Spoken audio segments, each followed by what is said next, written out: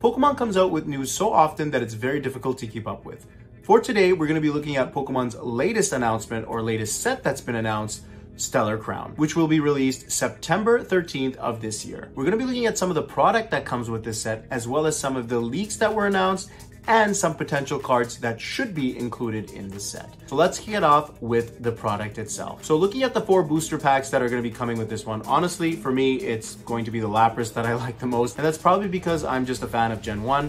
It is a really nice pack though, let's be honest here, in comparison to the rest of them.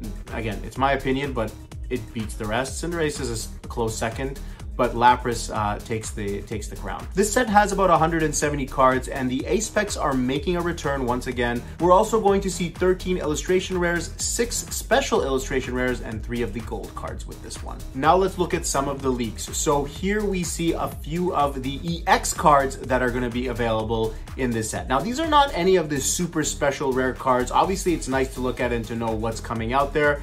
I'm looking at these cards. For me, again, it's Lapras that makes the cut. It just looks beautiful the way it is.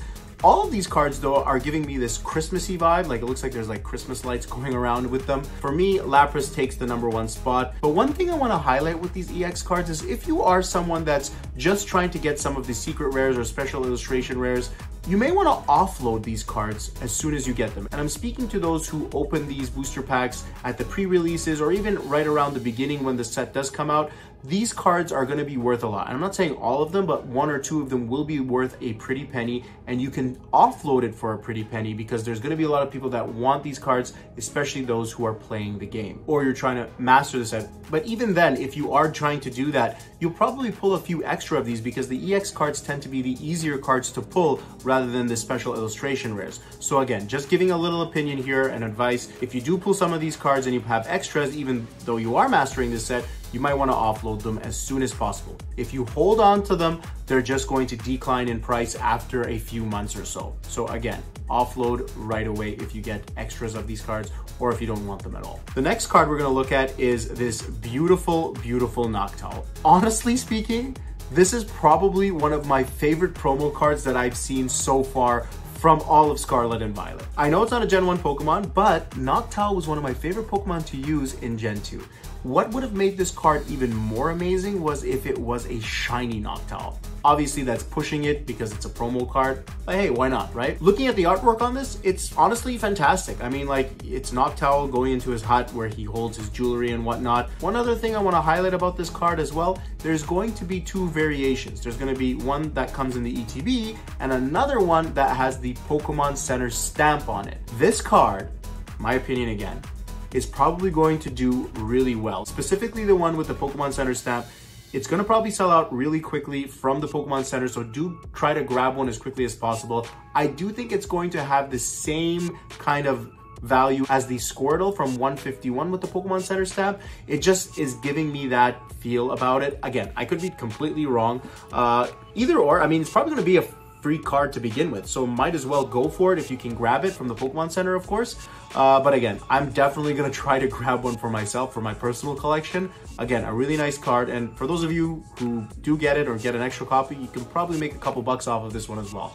I will be making a video about some of these cards and what their values will be once, of course, this set comes closer to release date and they have the pre-releases and the market prices start to come out. We will look at some of the prices of these cards just to see where they are. But again, focusing on the Noctowl, it's a really nice card, probably the best promo card that I've seen so far from Scarlet and Violet, in my opinion. And the Pokemon Center stamp version is a must grab. So now we're going to look at a few of the cards that haven't been officially announced, but will probably make this set. The first one is this beautiful Bulbasaur. I mean, whoever is a Gen 1 fan will love this card. Regardless if you pick Bulbasaur or not, you'll probably want to grab this for your collection. The other thing I want to mention about this card is it kind of gives me a similar vibe to the Charmander card that came from Obsidian Flame in the ETB, that is. This card looks very similar to that concept with him knocking his head into the window and the Pidgeys are just hanging out there. It's kind of like a continuation of that. Maybe Charmander left and Bulbasaur decided to open the windows and then the Pidgeys decide to come in.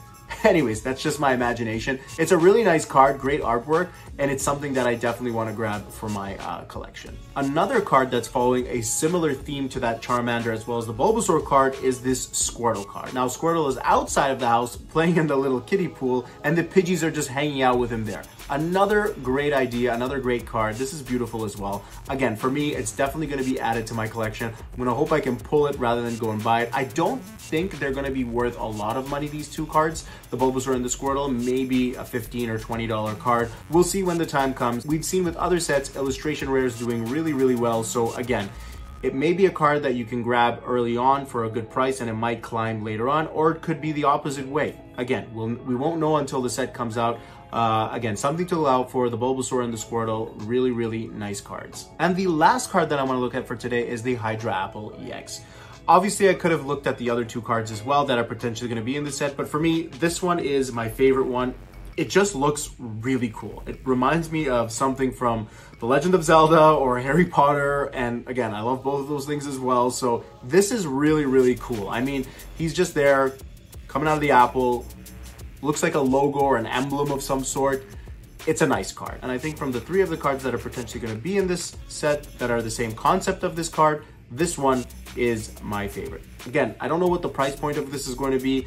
It could be a really expensive card and it could just not do well at all. So that's a quick look at Stellar Crown. The set is due to release September 13th of this year. I don't really know how well this set is going to do. Again, we've got quite a few sets now. We're already more than halfway through the Scarlet and Violet era, I would think. And we've seen quite a few different sets doing really well, such as Twilight Masquerade and Paldea Evolved.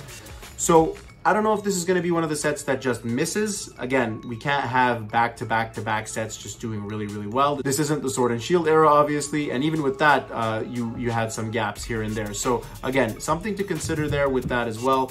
This set may not do amazing. There may be one or two cards that will just do okay with it, but there isn't anything really that's catching my eyes with the exception of that Noctowl, which is a promo card.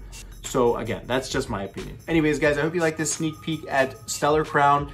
Let me know in the comment section below which one of these cards that I looked at today you're going to be going after, or any of the cards that I haven't mentioned that you may want to go after. And again, if you like this content, don't forget to like and subscribe. My name is TRV, and we'll see you next time.